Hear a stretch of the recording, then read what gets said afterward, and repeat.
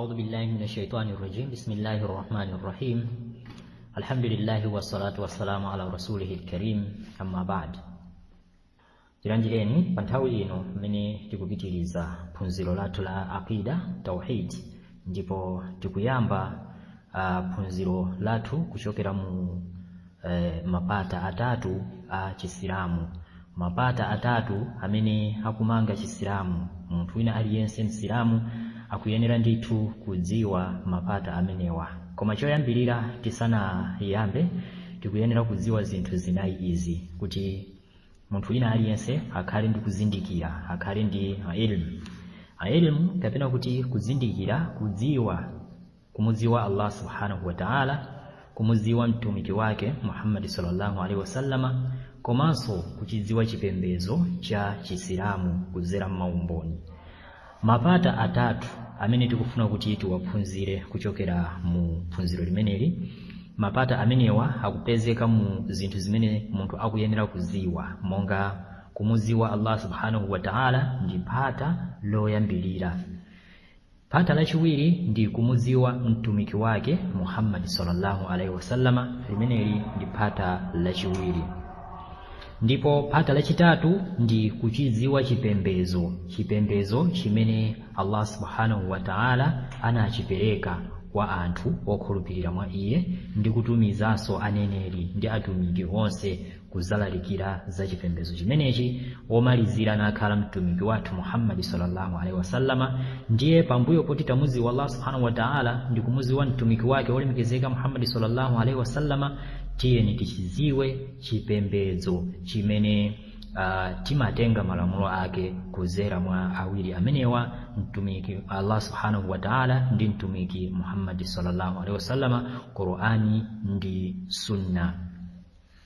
Tikatero ndiye tidziwe tsopano kugwiritsa ntchito zinthu zimene tazidziwa zija. Tidziwe kugwiritsa ntchito umodzi wa Allah subhanahu wa ta'ala, kugwiritsa ntchito malamulo amene Allah subhanahu wa ta'ala watipatsa, komanso kuzisiya zimene Allah subhanahu wa ta'ala watiletsa, komanso kugwiritsa ntchito malamulo amene watipatsa mtumiki wathu Muhammad sallallahu alaihi wasallama, ndi kuzisiya zimene watiletsa mtumiki wathu Muhammad sallallahu alaihi wasallama. Tizigwiritse ntchito zimenezi, komanso tichigwiritse ntchito Chisilamu. Tidziwe kuti kodi munthu kuti akhale Msilamu weniweni akuyenera kutsatira zinthu ziti. Zinthu zimenezo tikuyenera kuzigwiritsa ntchito. Tikamazigwiritsa ntchito muja ndiye kuti tikhalanso tikudziwa kuti kodi kufunikira kwa zinthu zimenezi zindikotani. Choncho tiwayitanire ena ku zimene tazidziwazo. Chimenecho chinthu chachinayi.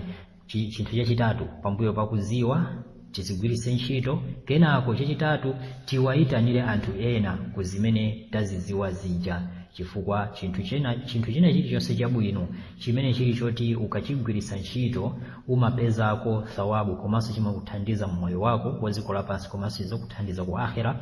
Chinthu chimenecho ndi chimene chili chofunikira kwambiri kuti tigawane, tiwagawirenso anzathu ena. Ndiye monga zinthu zimene zizi tikuyenera kuzidziwa.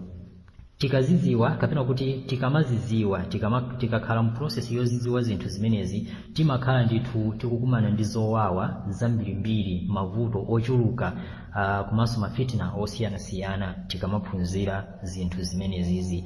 Ndiye kupirira ndi umene kuli kofunikira kwambiri, kupirira pakuphunzira, kupiriranso pakuyitanira ku ntchito zimenezi, komanso kupirira pakugwiritsa ntchito zinthu zimenezi. Zimenezo ndiye zinthu zinayi zimene munthu akuyenera kuzidziwa, zinthu zimene akuyenera kuziphunzira. Amudziwe Mulungu subhanahu wa ta'ala, amudziwe mtumiki wake olemekezeka, komanso achidziwe chipembedzo chake. Choyamba chimenecho kudziwa, kukhala ndi ilmu. Ilmu imeneyo, ilmu yake imene tikunena apa, kuphunzira kumene tikunena apa kuti munthu akuphunzire, kuphunzira kwake ndi kumuphunzira Allah subhanahu wa ta'ala, kumudziwa Allah subhanahu wa ta'ala, mtumiki wake ndi Chisilamu.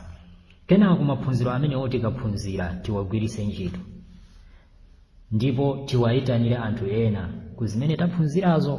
Komanso tikamapanga tikamagwira ntchito zimenezi zitatu zimenezi, kuphunzira, kugwiritsa ntchito ndi kuwayitanira ena, tikuyenera ndithu kumapirira kuzowawa zomwe tingamakumane nazo pakuyitanira komanso pa kuphunzira.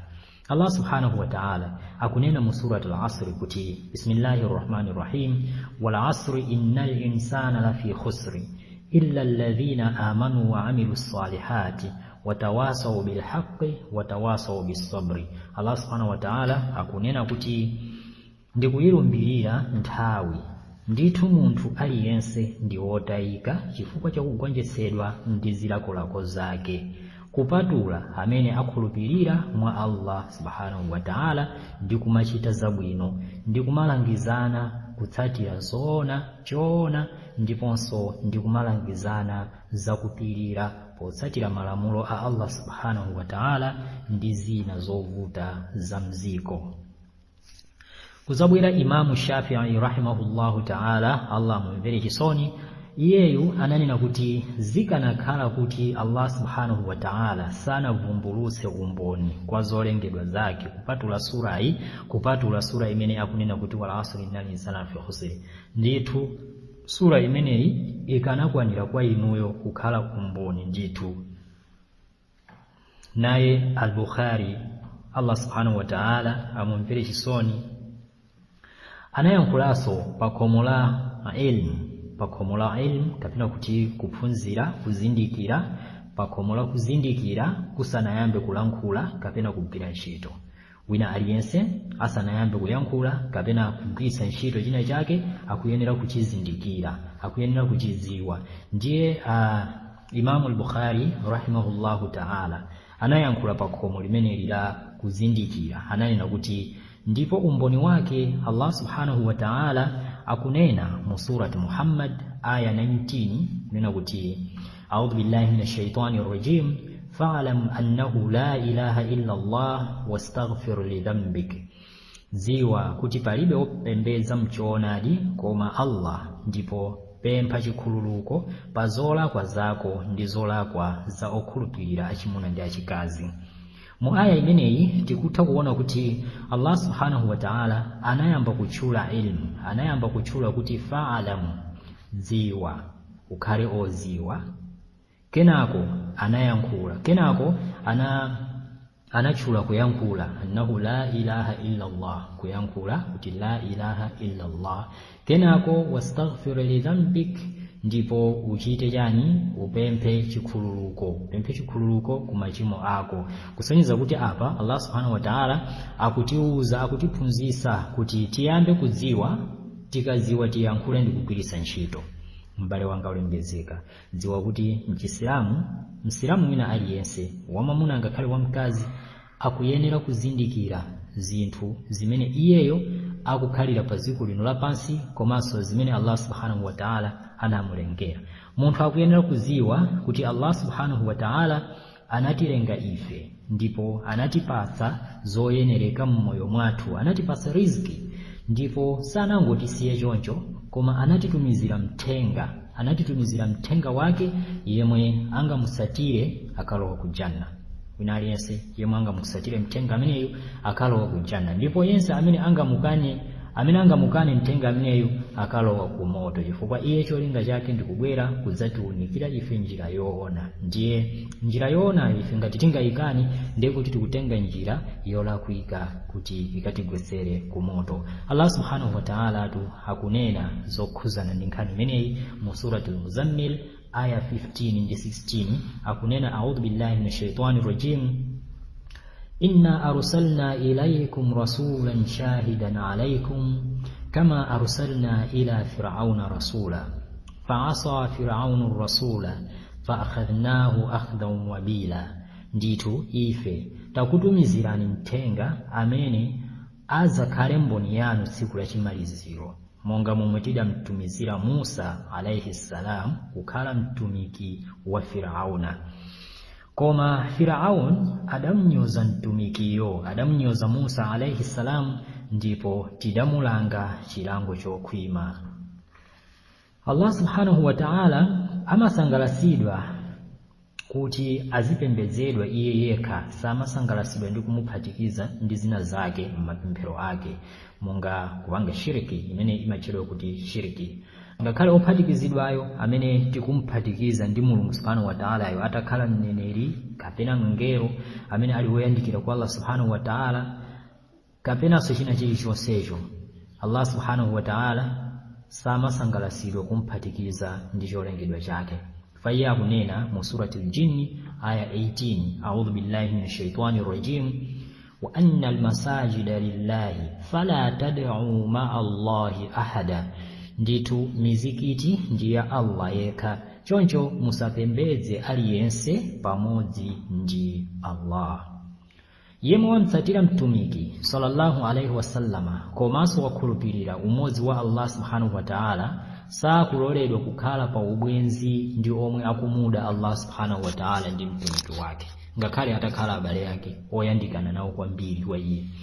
Izi ndi monga momwe Allah subhanahu wa ta'ala akunenera mu surati al-Mujadala aya 22, akunena kuti a'udhu billahi minash shaitani rajim, لا تجد قوما يؤمنون بالله واليوم الآخر يوادون من حاد الله ورسوله ولو كانوا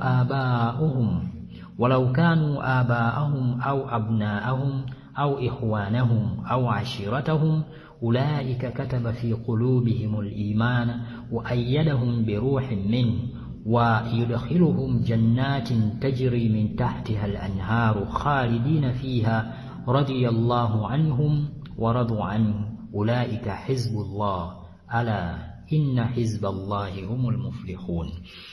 Akunena Allah subhanahu wa ta'ala kuti supeza anthu okhulupirira mwa Allah ndi tsiku lomaliza akukonda amene akuda Allah subhanahu wa ta'ala ndi mthenga wake. Sungampeze munthu amene akukhulupirira Mulungu subhanahu wa ta'ala komanso akukhulupirira tsiku lomaliza yemweyonso yemwe akukhulupirira zimenezo ndi kumamuda Allah subhanahu wa ta'ala ndi kumamudanso mtumiki wake ayi. Ngakhale anthu amene wangakhale atakhala atate awo, ana awo, abale awo ndi awo mtundu wawo, koma kwa iwo Allah subhanahu wa ta'ala wazika chikhulupiriro cha mphamvu m'mitima mwawo ndipo wawalimbikitsa ndi mphamvu zochokera kwa iye, ndipo adzawalowetsa m'minda yomwe pansi pake pakuyenda misinje, adzakhalanso m'menemo muyaya. Allah subhanahu wa ta'ala adzakondwera nawo ndiponso iwowa anthuwo adzakondwera naye Allah subhanahu wa ta'ala. Iwowa ndi gulu la Allah subhanahu wa ta'ala. Ziwani kuti gulu la Allah tabaraka wa ta'ala ndilopambana. Mbale wanga ulemekezeka, ziwa kuti chipembedzo choona ndipo chowongoka chomwe ndi njira ya Ibrahim alayhi salam ndi kumupembedza Allah subhanahu wa ta'ala yekha moyeretsa mapemphero. Ntchito imeneyo ndi yomwe Allahu tabaraka wa ta'ala anawalamula anthu onse, ndipo nchifukwa chomwe analengera anthu ndi ziwanda. Anakulengani chifukwa chani? Kuti tizimupembedza Mulungu subhanahu wa ta'ala. Poti iye akunenanso mu surati ad-Dariyati aya 56 kuti a'udhu billahi minash shaitani rajim, wama khalaqtul jinna wal insa illa liya'budun. Sindidalenge ziwanda kapena kuti majini ndi anthu koma kuti azindipembedza. Mawu oti azindipembedza akutanthauza kuti azimpanga iye Allah subhanahu wa ta'ala kukhala mmodzi mu ntchito zonse komanso mu kuyankhula. Ziwani kuti chinthu chachikulu mu zonse zomwe Allah subhanahu wa ta'ala analamula ndi tauhidi.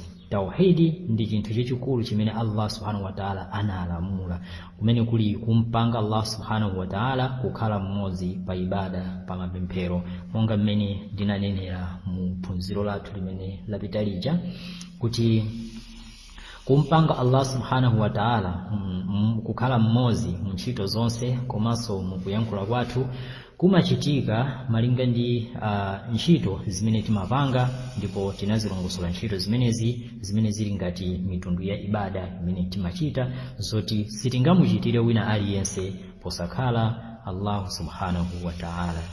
Ndiye apa taona chinthu chimene Allah subhanahu wa ta'ala analamula, chinthu choyamba chachikulu chimene analamula, ndipo malamulo ake onse akubwera pa kuchokera pansi, akubwera pansi pa chinthu chachikulu chimenechi, imene ili tauhidi, kumpanga iyeyo kukhala mmodzi yekha. Ndiye chifukwa chakenso maphunziro athu timafunika kuyamba ndi kuphunzira chinthu chimene Allah subhanahu wa ta'ala anatilamula, chachikulu kwambiri chimene zina zonsezo zizibwera kuchokera mkati mwa chinthu chimene chichi imene ili tauhid.